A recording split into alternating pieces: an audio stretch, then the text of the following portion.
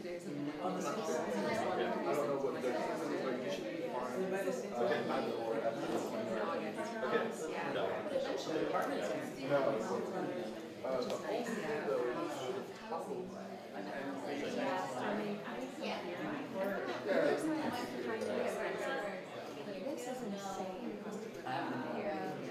So going over there is like less than half. There we go. Fantastic.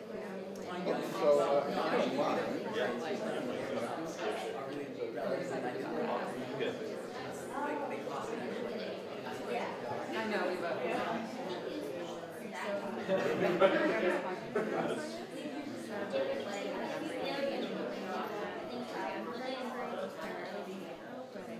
And there's a very small analysis right after Look at mine.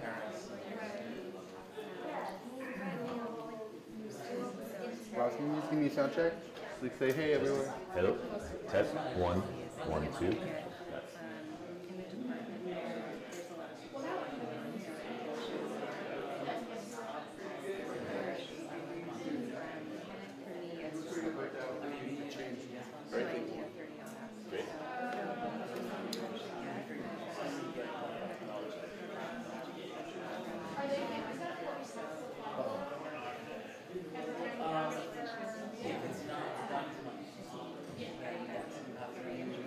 Wait, what setting are you on? I'm on 7. Am I going to No.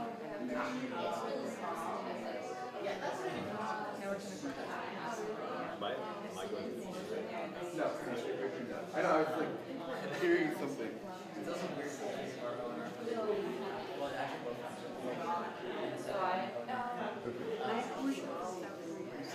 I feel like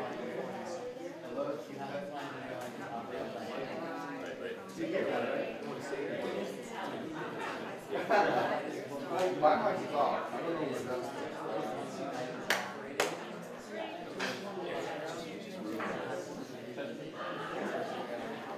Are you continuing on the same research thing now, or Yeah, I just wait till it settles down where Alex does her like Yeah.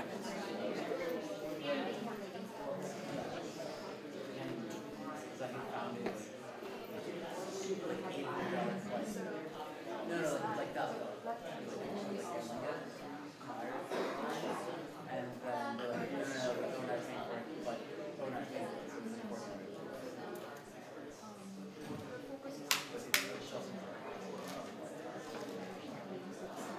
oh, interesting. Okay.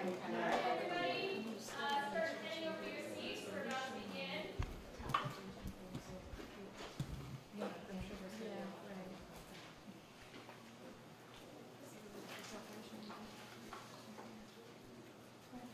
Okay. So we're good with the PA. Can everyone hear me? Great. So today I wanted to kind of do 2 things. I wanted to first talk about some recent work we've done that I think kind of espouses the quote-unquote big data approach to doing psychology and understanding kind of real-world behavior using kind of like data that's from the wild. And so first I'll walk you through this kind of set of findings we had and talk about a little bit of psychology, 'cause that's why we're all here, I guess. And then I want to kind of look behind the scenes at how we did this and kind of give you a flavor for how we've thought about how to deal with these kind of issues that arise in our data and what our thinking was for collecting different data sets and how to aggregate them and combine them and yada, yada, yada. Turns out I've got a bunch of extra time, so we can make this as sort of slow and interactive as possible. I don't have any sort of hands-on code stuff. I have a bunch of scripts that I've put on the GitHub that I encourage you to play around with later, and I'll be making reference to them, but I think it would be best to just keep this kind of conceptual and can refer back to the scripts later. Because we have this time situation, I want to encourage you to interrupt me as much as possible. And we can hopefully get get some productive dialogue going about how to approach these kinds of issues. So first, the sort of psychology part. And so I studied decision making broadly, but there's this line of work from the last 20 or 30 years that suggests how sort of affective states or emotions, unrelated to decisions at hand, can sort of change people's risk tolerance. So the general idea is if we're all familiar with this kind of Tversky and Kahneman kind of way of thinking about how objective probability maps onto what our sort of perceived probabilities are. It is thought that when you're in a good mood, there's this kind of like elevation in your probability weighting function. So things on the left side of this, that is outcomes that are actually objectively unlikely, are actually perceived to be more likely.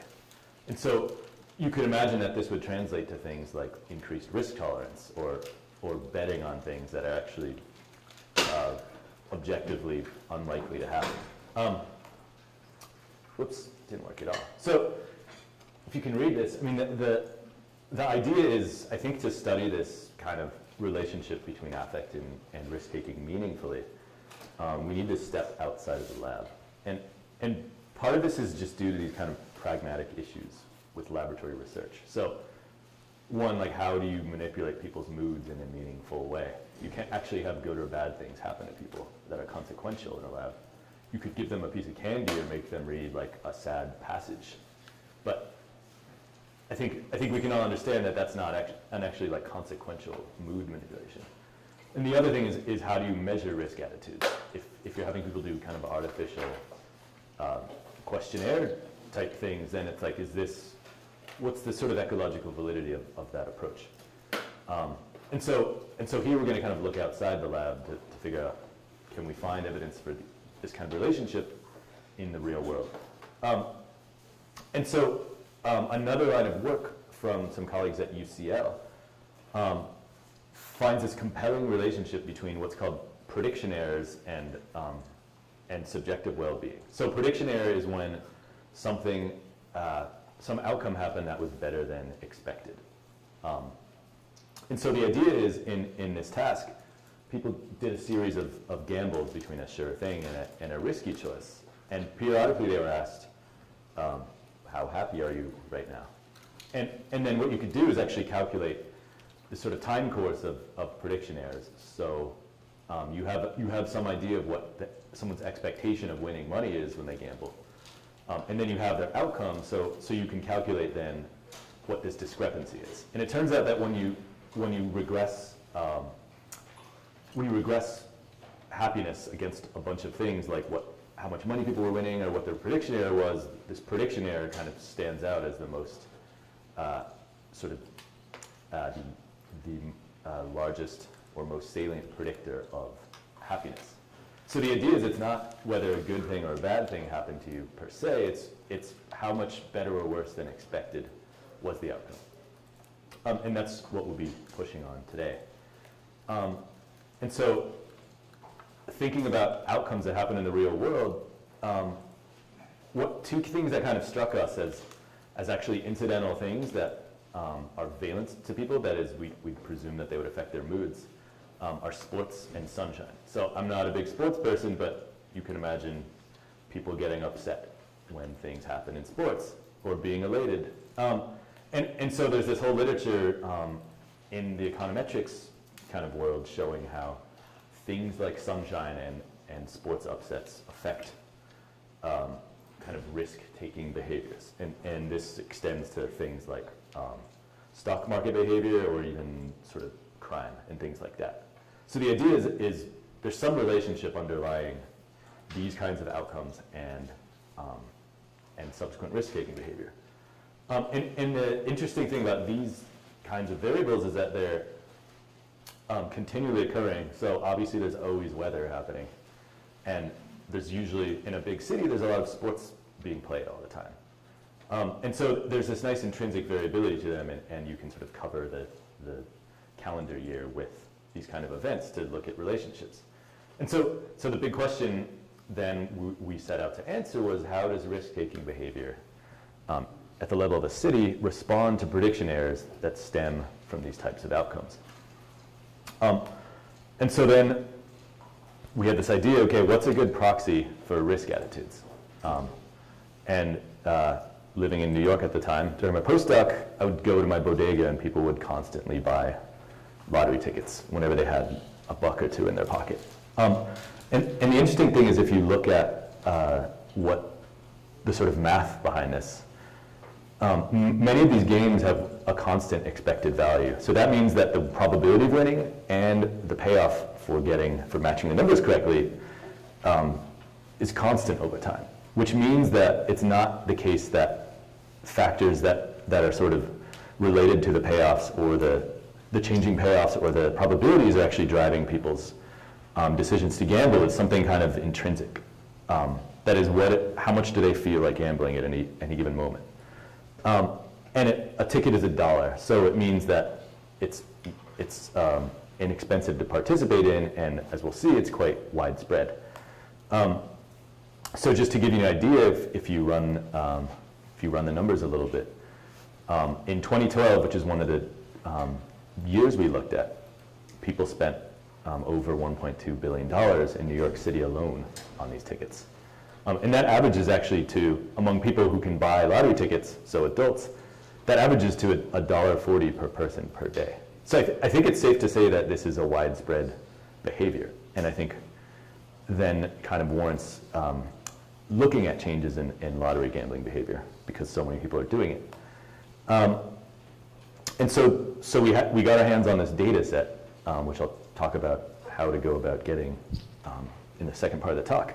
And what we have then is for all the 8,000 retailers in the city, we had the city partitioned into zip codes, which are actually fairly granular. And then what we could do is from these games that we were considering, so the constant expected value ones, we could calculate daily per capita composite purchases. So that means how many dollars per person per day in each zip code were people spending on these tickets. And that's then sort of our index of gambling or risk attitudes, if you will. And so just taking a look at the data then, here is the year 2011, and we can plot out how these games, these sort of this is the sort of aggregate of dollar amounts of purchases over the city. You can see how these kind of move over time. And interestingly, across all these games, they seem to move together. And there's this kind of periodicity in it. So these oscillations correspond to weeks. And so it seems pretty consistent across the games. And so what we did then was sort of make a composite then of all these games. So then what we have is, based on this demographic data, which I'm going to talk about, what we call composite per capita purchases. So the bottom plot here is the number of dollars spent per person on each day of the calendar year. So again, there's these oscillations, right? Because we haven't taken any of this out. And you can see in 2011 there was a big hurricane. You can see that there was a significant dip in the purchases there. That makes sense, right? If the city is underwater, people aren't going to go outside to buy lottery tickets. And Christmas, for a variety of uninteresting reasons, like retailers being closed and stuff, there's another trough there. The first sort of step here was like, let's get all of this uninteresting variability then out of this time series. And so what we did was set up a big mixed effects regression model, which we actually heard about yesterday in detail, and set up a bunch of what we call nuisance variables. So these are things like individual days of the week, storms, payday, presumed paydays, things like that, and then ran this data through the model, taking all these as fixed effects and letting these vary as random effects at the zip code level. So it's kind of like treating each zip code as a person if this were an experiment. And so what you can see on the sort of bottom here is when we look at the resulting coefficient estimates for these days, the day of week, you see a big spike on Friday. So people like to gamble a lot on Friday. They don't like to gamble on Sunday here. I think, again, I mean, people go to church, but you could also imagine, again, retailers being closed. But the idea is just, let's get this out of the time series. And so again, we have, on the top here, we have this zoomed in per capita purchase rate, and you can see these oscillations are pretty clear. And then what we've plotted below here is, now we can take residuals from this model and plot them over time. And we did this for sort of three example zip codes. And you can see now this kind of cyclical, variation that's happening is now by and large taken out of the time series here. And the other interesting thing is these neighborhoods or these zip codes appear to kind of move together in time. So the suggestion here is maybe there's some common cause that's making these people across different neighborhoods decide to gamble more or less. So is this clear up to this point? That's an empty slide, right? So the other sort of thing that we wanted to do to make sure we could circumvent all these statistical issues was separate our data set into two years. So we had the years 2011 and 2012. What we did was we just put aside 2012 while we were trying to figure out what was going on.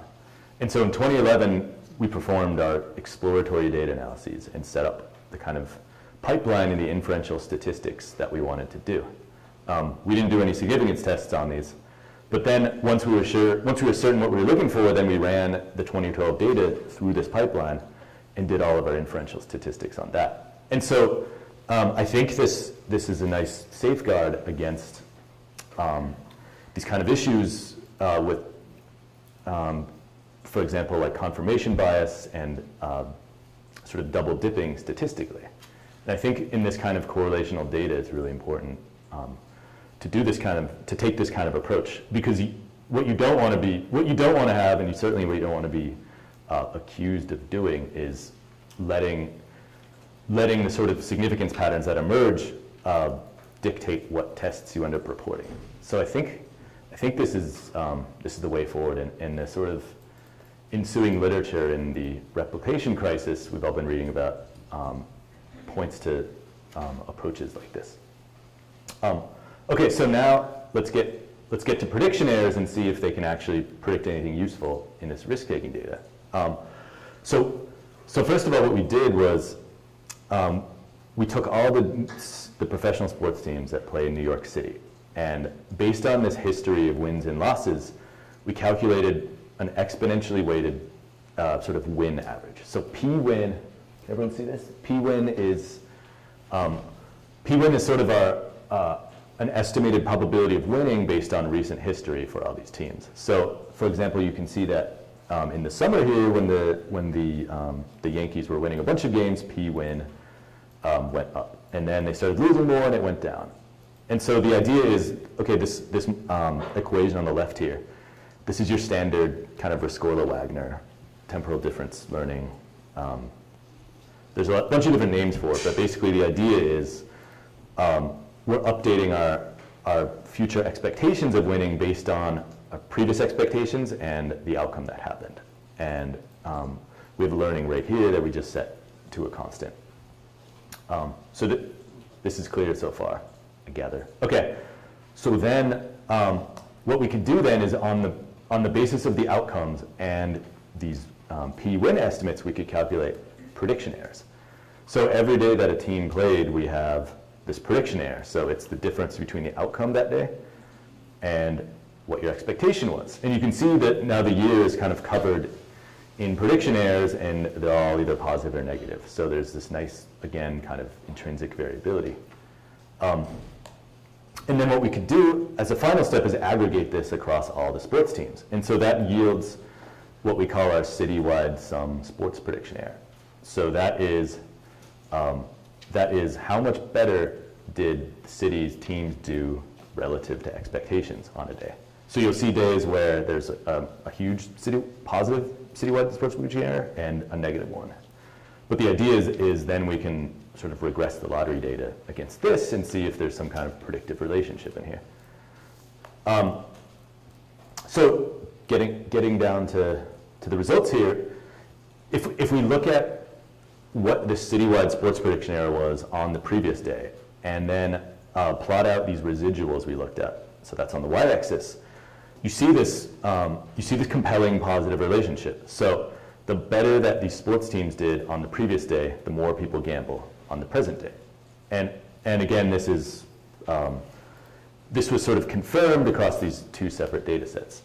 And that's the sort of, the presumption then is that, okay, these prediction errors are engendering these positive mood states, and that in turn is making people gamble more. And then we can ask, okay, is this effect specific to New York City teams? Because what we should find is that we shouldn't see any responsivity in lottery gambling to events that happen elsewhere. And so if we calculate all these prediction errors for 5 other cities in the US and look at the effect sizes, we see that they're largely centered on 0. But off to the right here, we see that it's actually these local New York based prediction errors that appear to be influencing the gambling patterns here. So I think that's a nice kind of test of the specificity of these prediction errors. And so you could ask, okay, what about just absolute outcomes? Forget about prediction errors. So just what happened on the previous, so what happened on the previous day? So you can look, for example, at, well, what proportion of teams won on the previous day, or how many teams won on the previous day. And neither of these have straightforward monotonic relationships. And certainly they're not significant statistically. So the idea here is that it's not about what happened it's not about what happened, it's about what happened relative to expectations. So I think this kind of prediction error way of thinking about things gets us a lot of leverage in understanding these relationships. So interestingly, when this paper came out, NPR ran like a short blurb about this, and whoever their science journalist was, we belabored this point in the paper that it's not about absolute outcomes. And this journalist completely ignored that part of the paper. And then the story they ran with was when there's a sports win, people gamble more. So it felt a little bit disheartening to be misunderstood that way, but what can you do? Okay, so next we looked at sunshine. And so the idea is we can actually estimate, there's pretty good satellite data now for how sunny it is in a given place. And so what we could do is calculate what's called the irradiance prediction error from these day-to-day averages of solar irradiance. And so again, in the blue here, you have this time course of how sunny it is, basically how much solar irradiance there is from day to day. Importantly, this doesn't vary seasonally. So this isn't about whether it's winter or summer, is there more daylight or less daylight. In terms of time, this is about what is the sort of, how much sunlight is actually permeating through the atmosphere. And so the idea is we can again calculate this exponentially weighted average using this equation here as we did with sports. And so we can get now, so DNI here is our what's called direct normal irradiance. It's our sunshine metric. And then we can calculate prediction errors against this average sunshine metric. And so now what we have is a time course of prediction errors for the city that says, based on recent history, how much sunnier or cloudier was it than expected? So I think that's clear. And then the idea is, again, if we plot, again, the gambling residuals, so taking into it, so controlling for all these other kind of nuisance and cyclical variables in lottery gambling, what we see is that the more sunny than expected it was on the present day, the more people gambled. And again, this is found across these two data sets. So I think that provides a nice kind of demonstration. Sorry, does this mean this only is in terms of the prediction error, or does it also generally holds that if it's more sunny, people gamble more? So how is this kind of, do you control for both of them?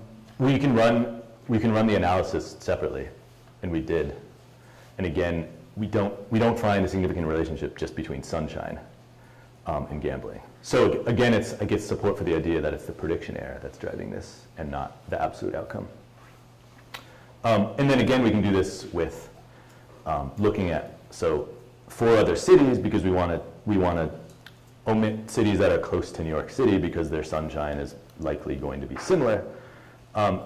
You find that, again, just looking at other cities, that New York City isn't responsive, particularly to the sunshine prediction errors of these other places. And so they're centered around 0, and then you find that there is this sort of specificity. So in other words, New York's sort of risk-taking behavior isn't being driven by events that are happening in other cities. It seems specific to things happening there. So again, answering the question about absolute sunshine, we don't see any sort of straightforward relationships between just sunshine and gambling.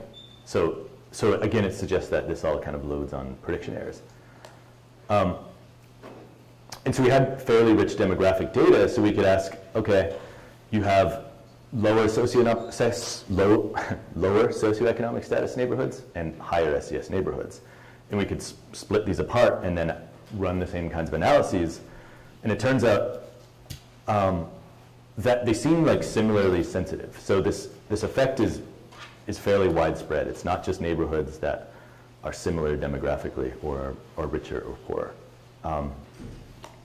And then with this demographic data, we could also then ask, for example, does the SES of a neighborhood predict lottery gambling more generally? So on the x-axis here, we have the SES of each zip code. These tiny numbers here with the zip codes, if you're curious. And on the y-axis here, we have this residual per capita purchase rate. So this corroborates this kind of classic result you see in economics, where basically there's a negative relationship between wealth and lottery gambling. And the interesting thing is that was all done on the basis of survey data. So people would get a questionnaire that says, how rich or poor are you, and how much do you like to do this? And they found this negative relationship, but here we actually got it out of this data set. So I think it's a nice demonstration of how rich the kind of conclusions you can draw from data sets like this are. And perhaps more depressingly, if we just look at, now if we look at SES and then plot the percentage of the annual income spent on lottery gambling, there's this really staggering negative relationship. So in other words, the poorer you are, the more of your sort of annual income, I guess that's redundant, but the poorer you are, the more of your income you spend on lottery gambling is, and then it drops off precipitously.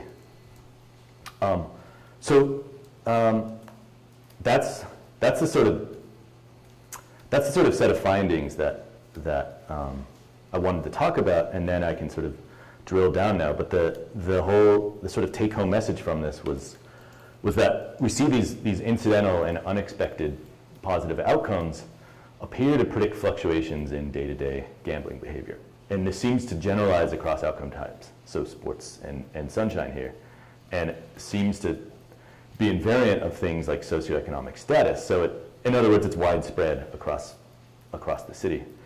And I think, I don't know how you would run a study like this using sort of laboratory measures, but I think it really highlights, there's a typo there, highlights the usefulness of massive real-world data sets for circumventing these limitations.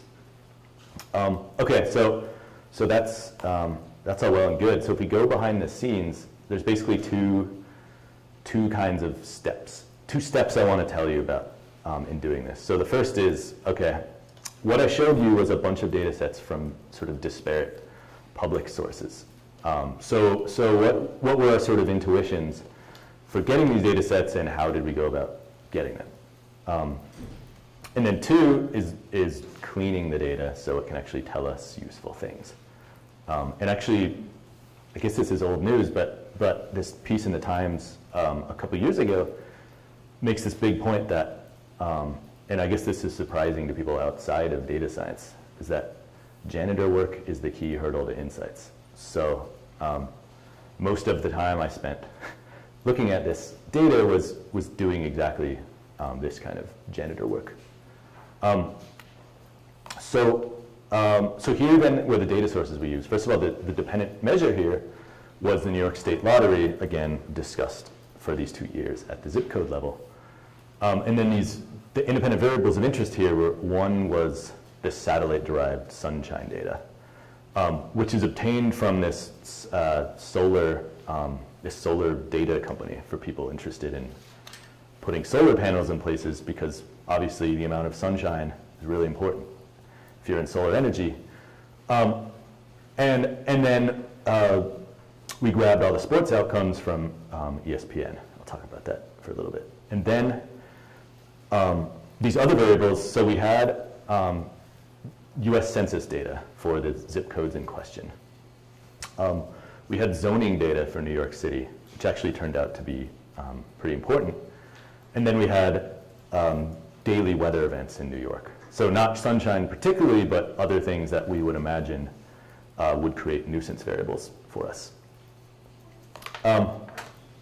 So in the scripts I put on the repository here, I've been, so one sort of Python-centric way of storing data, and I'm not sure, I wasn't here for the pandas discussion earlier, but a sort of Python-centric way of storing data in files is called pickling. So was that covered? No, okay. So basically you have a data frame, right? And so if you want to save it to a file, you write it, or in the parlance of Python, you pickle it. So if you have a data frame called lot, which is our lottery data, you would say .toPickle, and then tell it where to put a data file. So these are binary files, so don't try to read them in a text editor after. And then you can read them with this function read pickle, and that's like unpickling. So I guess the metaphor is you have a bunch of cucumbers and you want to save them, so you pickle them, you unpickle them. I don't. It's my guess. And so the advantage here is that these are way faster than text-based formats if you're dealing with large data frames. So if you're reading in a huge CSV file, it's kind of a waste. It's kind of a waste of time to actually make the computer read this in as text when it could be reading its own kind of native language. So you talk about the lottery data first. So there's something in the federal law here called the Freedom of Information Act, and that says that if you need if you want data that isn't classified for any particular reason, you have the right as a citizen to ask for it, and with some lawyering you can usually get it. And so the key thing is, okay, we didn't just go somewhere on the web to download all this lottery data. You have to write a Freedom of Information Act request, or in the sort of vernacular, it's called foiling. So Freedom of Information Law, and then it's a verb, I guess. And so I recently wrote this letter, this FOIL request to the Illinois Lottery, which was successful. But the idea is, you can just like get the flavor. I'm not going to read this letter out loud. The idea is you want to be really clear and really specific and lawyerly in the way you request it. And then there's usually some sort of state laws about how much time they have to respond to this. You might have to pay some money. This ended up being free to us. And so, yeah, what we got back from New York City was, or rather New York State, was an envelope with a CD-ROM in it and a gigantic Excel spreadsheet. So it's kind of typical for government agencies. They're not exactly cutting edge. Did I see a hand go up back there? No. Okay, so then what we got back was this big spreadsheet, which I then put into a data frame. I guess we learned how to do that the other day.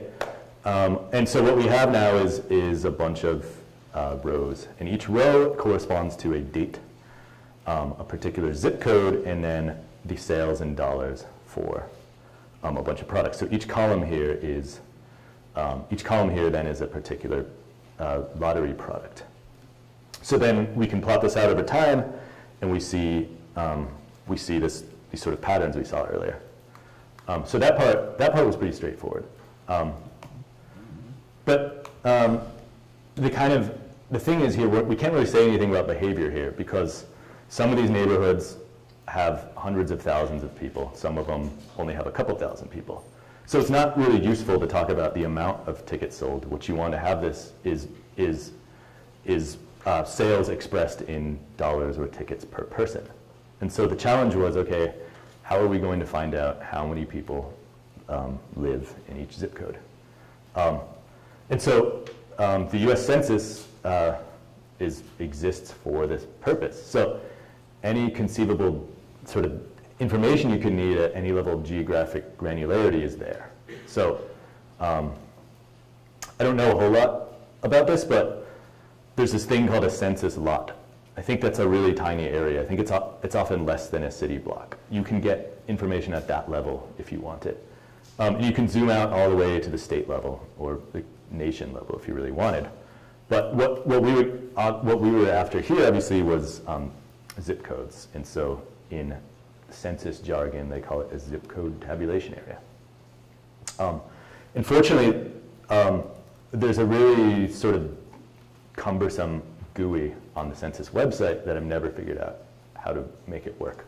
But there is a primitive and useful API that the census provides. So you can just access it, for example, with like, you can just type a URL into your browser.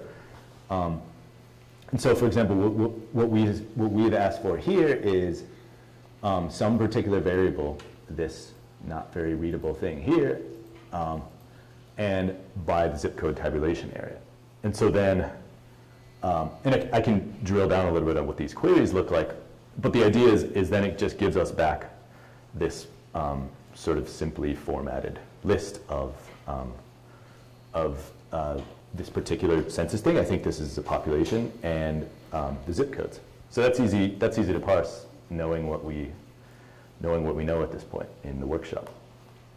So then what we can do then is to get per person sales. So we have this data frame, which I called lot in these scripts. So again, we've already seen what this looks like.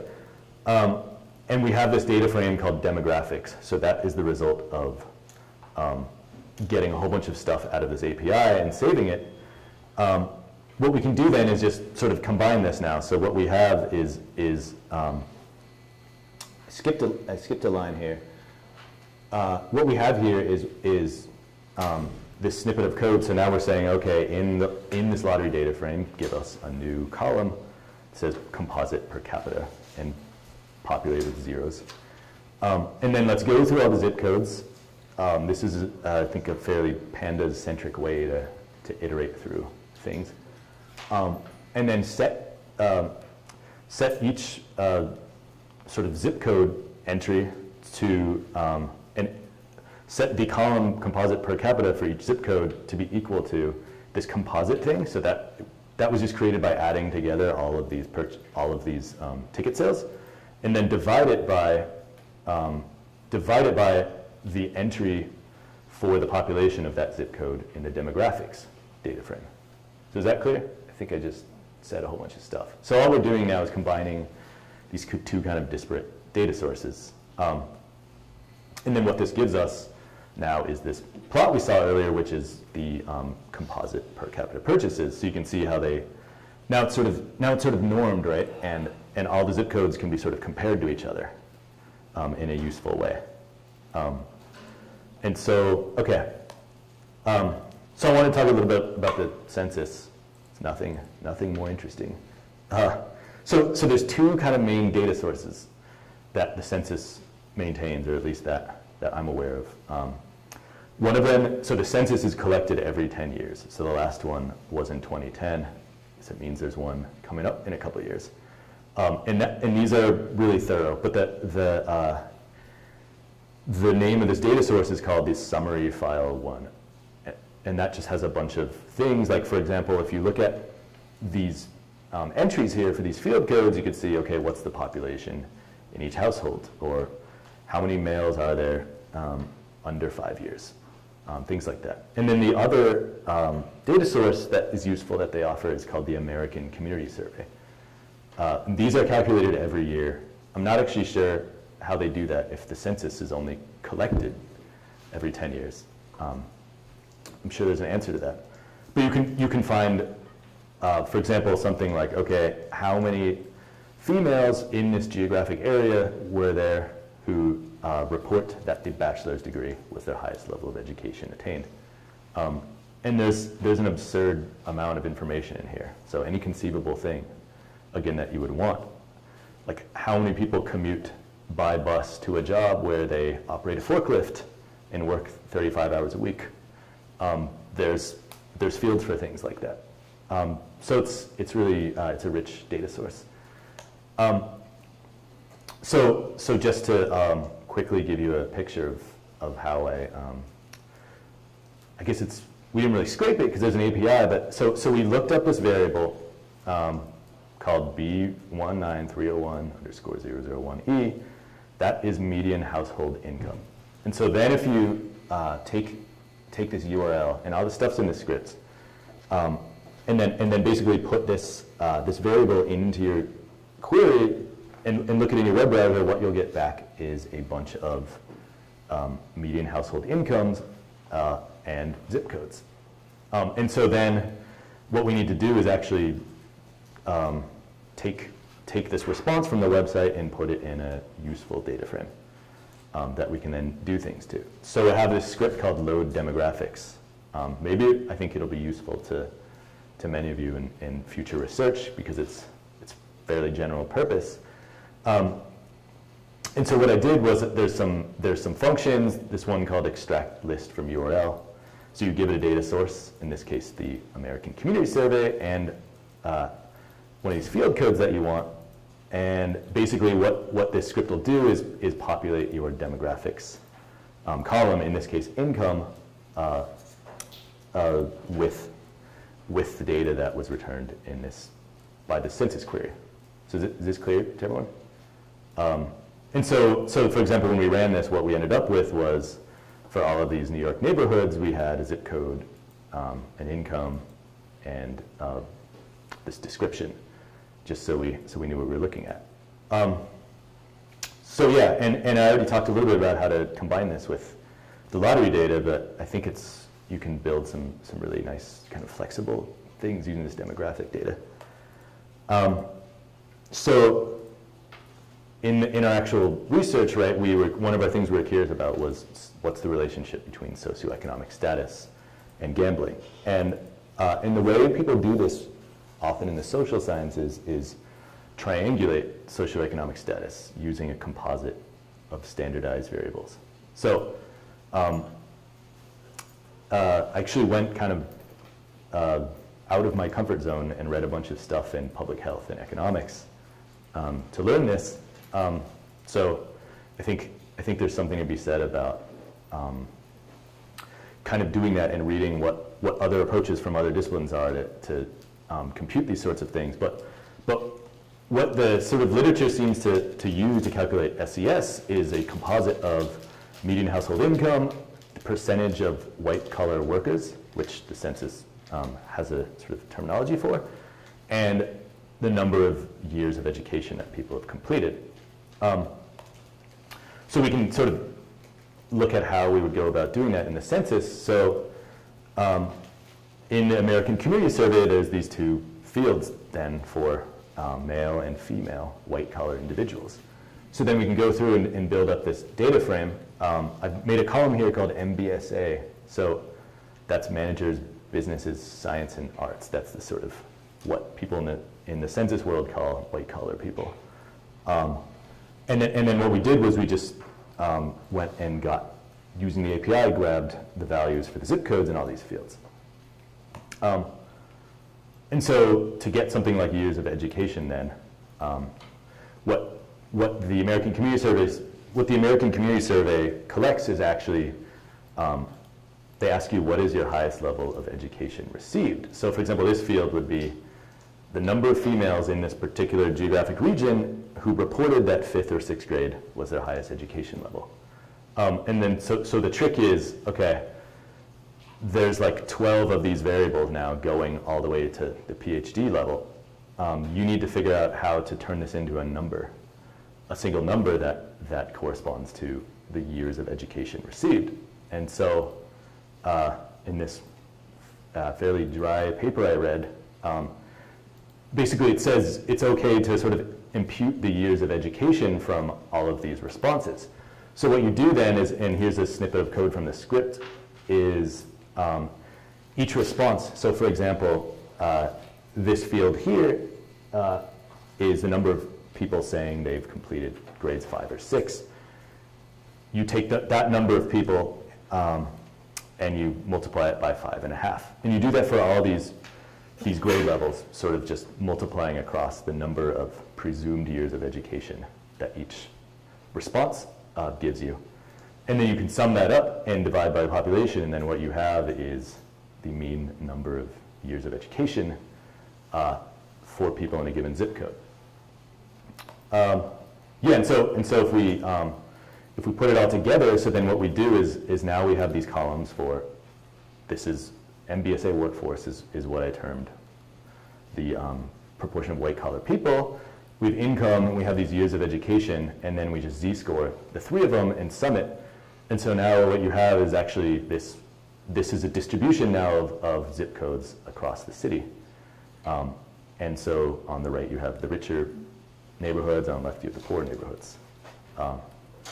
And you can map it if you want. Perhaps unsurprisingly, the Upper West Side is a high SES neighborhood. And then you have swaths of outer boroughs that are kind of heterogeneous and become lower SES. And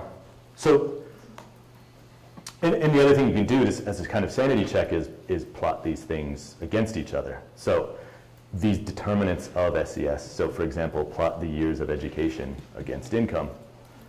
And you should, I think, find intuitively that these things are all positively correlated. But the idea is by sort of taking a composite, the more sort of data you have that goes into this composite, the better you are to sort of triangulate what for example, socioeconomic status is. All right, so then there's a script here that I've included that basically now gives you what you need to plot this relationship between socioeconomic status and lottery gambling. The axis sort of disappeared here.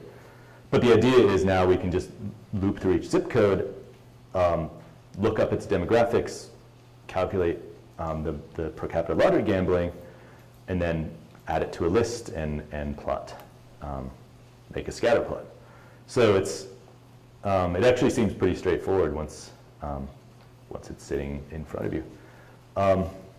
Okay, so there's this thing that befuddled us for a little bit in this kind of data cleaning step, and that was, okay, if you plot out, so each dot here is a zip code. You plot out the number of purchases, basically the dollar sales for that zip code on a day, the average of that. And you plot that against the per capita purchase rate based on this demographic data we have. You have this line, this line, and a lot of the points fall around it, and that's intuitive. So places that are purchasing more, overall, you'd expect a weak relationship with per capita gambling. But then you have these outliers here. So this is saying that, okay, in this particular zip code, people are spending $6.50 per person on lottery tickets. And the presumption is, like, once we saw what some of these zip codes looked like, there's something special about these neighborhoods. And the presumption is, okay, no one really lives in them.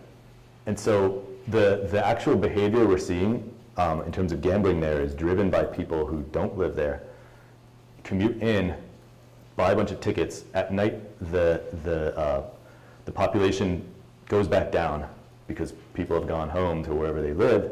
And so what you have now is a few zip codes whose behavior appears to be driven by people who don't live there. And we're not interested in that because what we want in order to show the relationships we have is that our sort of lottery purchasing data is by and large reflecting the behavior of people who live there and aren't just passing through.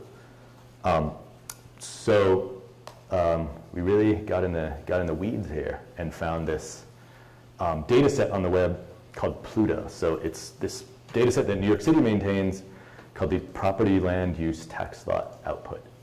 And what it is a list of every sort of block in the city, block in the sort of city block sense, and what kinds of things are allowed to be zoned on it. And it's a gigantic series of spreadsheets here. But the idea was, okay, in the neighborhoods that we presumably don't want to be looking at, there should be very little residential zoning there, because again, it's people, no one lives there. And so what you can do then is, so you get this PLUTO file, and then that's just a list of block numbers, which is fairly useless, but they included zip code for convenience, and then a field called all zoning 1, and that's just a list of all of the things that that block is zoned for. So for example, this one is purely a park, and I don't know what actually all of these codes mean, but what we did learn was that among the sort of possible residential zonings, the zone codes that start with R are residential, and so that would allow us then to determine how many, basically, does this block contain any residential parcels on it? And so I think we talked about a little bit about regular expressions here. But the idea is we can just go through this column and ask, is there something with the capital letter R in it? Was there a key that came with the data sheet, or how did you find out that R was residential? How did I? I have a friend who works she's a real estate journalist in the city, and they've seen these before, so I said, like, what's the deal with all these weird codes?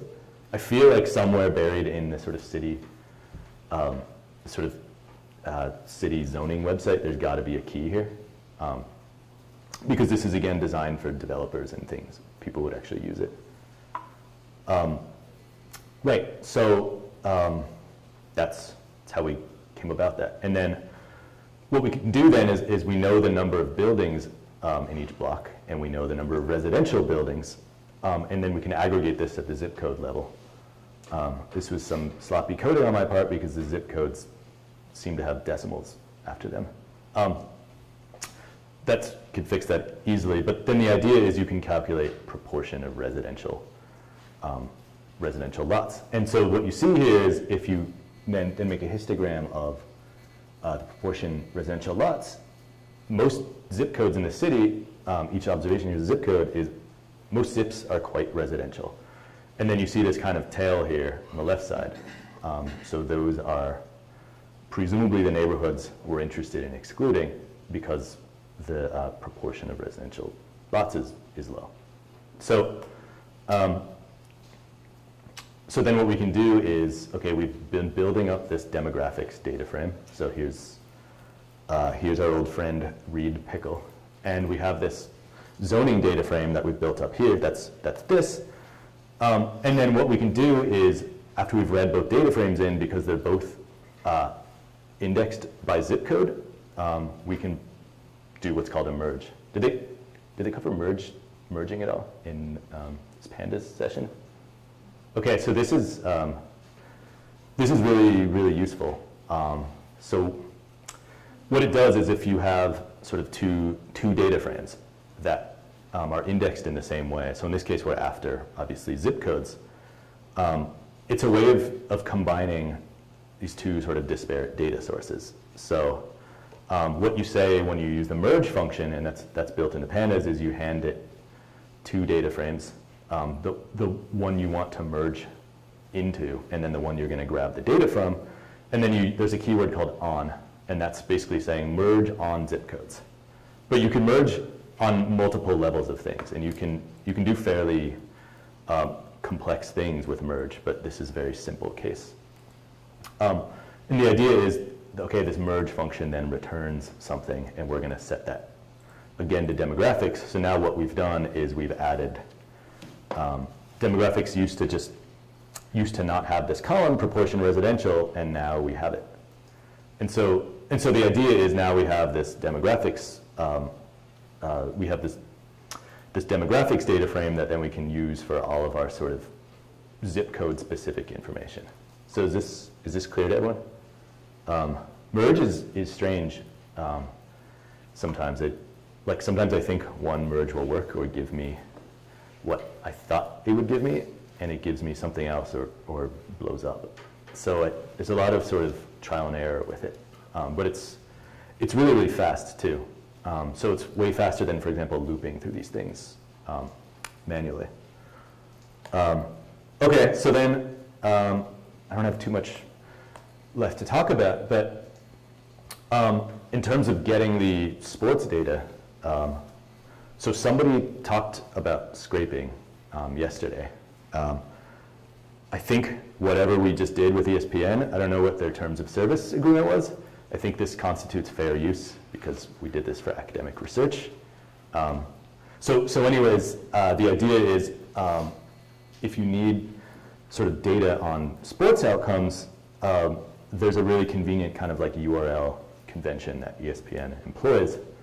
And so, for example, you can, these things here are circled, for example, what sports league we're interested in. So, for example, this is NBA, and then NYK is their code for the New York Knicks. And then we give it a year, so in this case, 2012. And so, using beautifulSoup, and this is all in a script I've included, basically we end up getting out a data frame that goes through these tables, collects these wins or losses, and then gives us, for example here, this time course of Knicks sports outcomes by day. And then just by changing these various sections of the URLs here, we can get different teams and different years. So it's almost as if ESPN designed their website for us to be able to do this, whether they like it or not. And this is already sort of in the sort of, these are already dates, so it's already amenable to sort of the types of analyses we were doing to look at the relationship between sports and lottery gambling. Okay, and then sunshine data came from this website I mentioned called Solar Anywhere. And that basically, so they, for the entire US, you can get a square that's basically a kilometer by a kilometer, and you can get hourly solar radiance data for that square. So you just sort of fill in this form, and then it emails you back a giant CSV file. And so here's what you get back, for example, from them. And so you have this date column here. So this is all, well, January 1st and into the 2nd a little bit, and then the time. And so you can see, okay, this is the hour of the day. It's night at the point, right, where it's 0. And then you can see that as the sun rises, the DNI gets higher, and then it goes back down. So the idea is, okay, this is great, but we need, our analyses are not focused on the sort of hour time unit, they're focused on the day. So we just need a way of converting this into daily instead of hourly data. And so the idea is, okay, if you plot this out over time, you see these nice undulations where the sun rises and the sun sets. And so in one of these scripts, there's a statement that basically converts the sunshine from hours. So it basically grabs all of the hours of the day where there was no sunshine, excludes those, and then just averages over the parts of the day where there was actual sunshine. And so then what that gets you is, this is kind of sloppily plotted here, but the idea is now, okay, each observation here is a day. And so you have some really cloudy days and you have some sunny days. But I think it's just, I think it's a nice demonstration of how sort of flexible pandas is with dealing with this sort of, with time data and things like this. I can't imagine why anyone else would need to analyze sunshine data, but this is a nice kind of example domain. Okay, and then this last sort of data source we relied on for creating what's called nuisance variables was just this simple day-by-day weather. And so there's a website called Weather Underground. I guess it's where sort of weather aficionados get their weather. You can download a bunch of observations here. So here, I've made this data frame, and I have all the weather from 2010 through 2013. And every day you have these various things. But what we're interested in is finding days where we believe the weather would have prevented people from going outside, because that's a sort of nuisance variable we can build in. And it's not something we want to create by eyeballing sort of troughs in the lottery purchasing data, but we'd like to do it in some kind of principled way. So snowstorms are a thing that comes to mind. And so what you can do then is create some kind of criteria then saying, okay, there's this column here that Weather Underground would be called events, and that says, was there snow or sleet or things like that. So we want to grab days where it snowed and where visibility, so you have this other column called, where was it? Mean visibility in miles. That's how much visibility there was on average that day. And normally it's a big number because there isn't a bunch of snow in the air. And so the idea is by finding sort of days where it's a conjunction of the two events, I think it's a pretty safe, kind of safe to assume that there was a snowstorm that day. So what we can do then is here's, this is in the main analysis script, is load in the weather, build up just a series. Is this readable here? Yeah, build a new series, which we call storm regressor, because we're going to actually build that into our design matrix. And then using this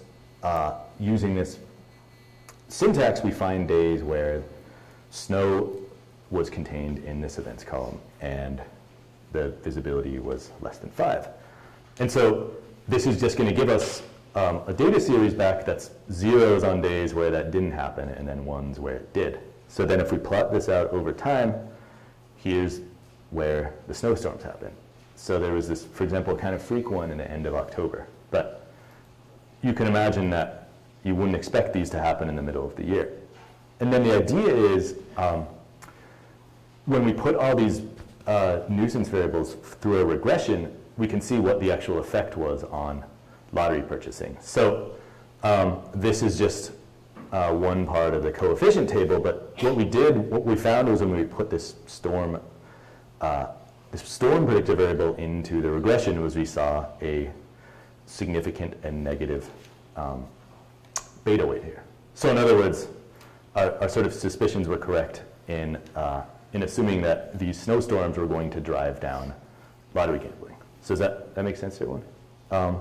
Yeah, so I think that's just sort of the gives you maybe like a flavor for how we were thinking about these was, okay, what are the kinds of uninteresting sources of variability that you might expect would affect this, and then how can we create predictor variables that soak up this variability and presumably give us a purer estimate of what we care about in the end. So yeah, the other thing we were interested in, right, was, or not interested in, but interested in controlling for was day of week and month of year regressors. So oftentimes if you look at any kind of econometrics literature, these are things that are almost always built into these time series models. And so again, we looked at this plot earlier, but you can see there's a gigantic effect of day of week here, and we modeled all of these separately so we could understand how Friday has a different effect than Sunday here. And so this is easy to do with pandas because there's really useful functions for dealing with dates. So if we want to make a bunch of regressors corresponding to a bunch of regressors, for example, corresponding to Monday, Tuesday, Wednesday, and so on, we can just loop through our sort of dates in question in the data frame, and then ask pandas, well, what day of week was this? And then give it a name, so Monday, Tuesday, and so on. And then you can do this with months as well. But the idea is this is very easy to do in pandas, and then you have a lot more sort of control over these kind of nuisance variables that are always present in time course data. Okay, and we talked about LME4 yesterday. So what we did was we made this huge data frame with all these nuisance variables. And so we have one observation per date per zip, and that actually resulted in almost 60,000 observations. And so you can see this model specification here. So we modeled all of these nuisance variables separately. And then what we did was we then said, okay, we want to take all of these as random effects at the zip code level. So this notation should be familiar from yesterday, but you can see that, okay, here's this pipe here, right, which is normally where you put, for example, participants. Here we're doing this at the zip code level. And I don't remember what this line does. It's something, and we let it go, and then 8 hours later, R gives us back. R has fit the model.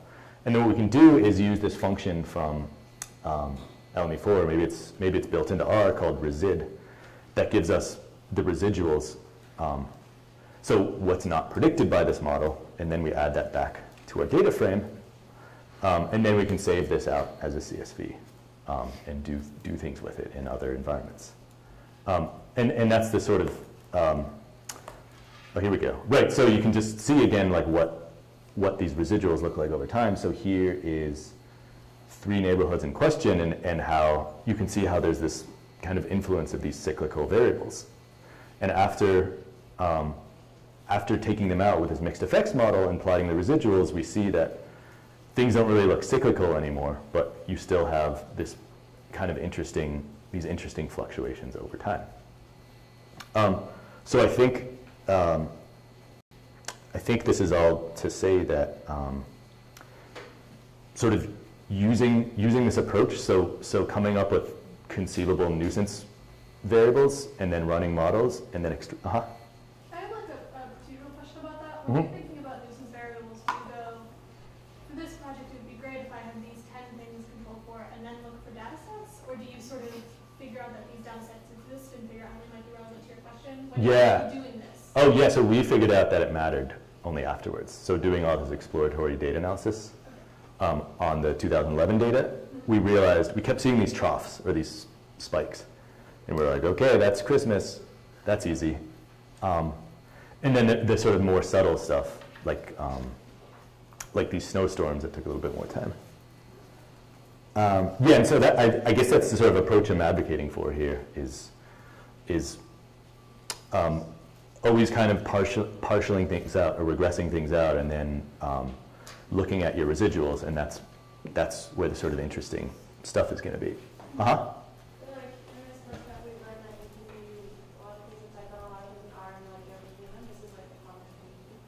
Yeah, oh, so I can't stand R as a language. So, like I'll do, basically this was the only step I did in R. So I did all the aggregation, I did everything in Python.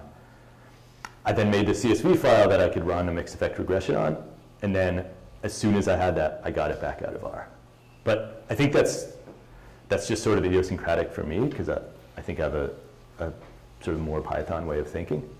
This step is worth doing in R. Sorry? This step is worth doing in R. Definitely. Yeah, because there's no such library for this in Python yet. I mean, I think being able to go back and forth between environments is really key, as we've all been kind of learning. Yeah, so again, now that we have these residuals, we could actually look at, we could actually then bin these prediction errors that we've calculated from these independent variables, and then say, okay, what do the residuals look like in each of these bins? And this is how we arrived at these two tables. And so yeah, that's all I really had. I just thought I could give you a nice kind of flavor for how we go about doing these kinds of things. And so yeah, I want to thank the organizers and then my two collaborators on this project, Steve Fleming, who's now at UCL, and Paul Glimsher. So thank you very much.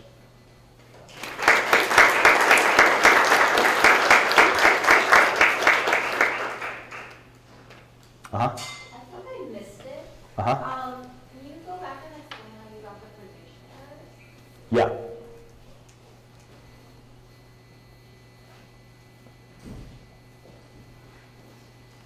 So how I calculated them from the actual outcomes? Yeah. Okay. Here we go. Yeah, okay, so what you have, right, is a bunch of outcomes of wins and losses for each team. And so you have this equation here that's basically, it's like an error-driven learning rule that says, okay, every day there's going to be an outcome, right? So outcome is O sub t here. And you have your previous estimate of what the probability of win was.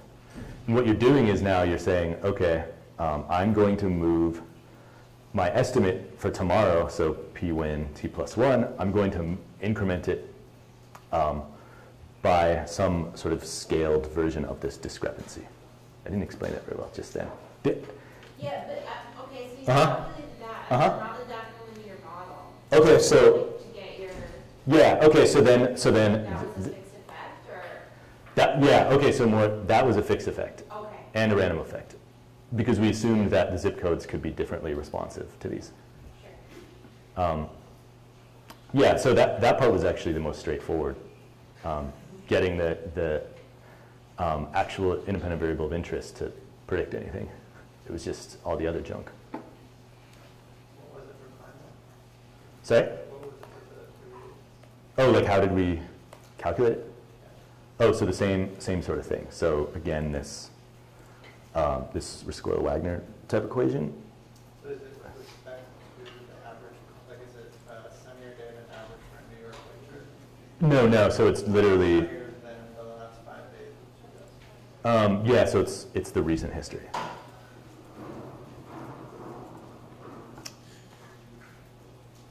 So yeah. Any other questions? Anything? What was his Yeah. question just now that you were answering? His question was, how did we calculate the sunshine prediction error? Oh, and you said And basically, was it with respect to like seasonal averages, or was it with respect to recent history? And the answer is it's the recent history. So it's basically like you're just updating this DNI bar term, so the average, as a function of the last sort of average and what happened on the present day. Does that make sense? How many days before that were you averaging over? Were you looking at the week before? Well, it's an exponentially weighted average, so it's not a fixed number of days. It's kind of an exponential response. So more recent days carry more influence than further ago days. But technically, like far away days never stop losing their influence. They just have very little influence. But the general sort of technique here is called exponentially weighted averaging.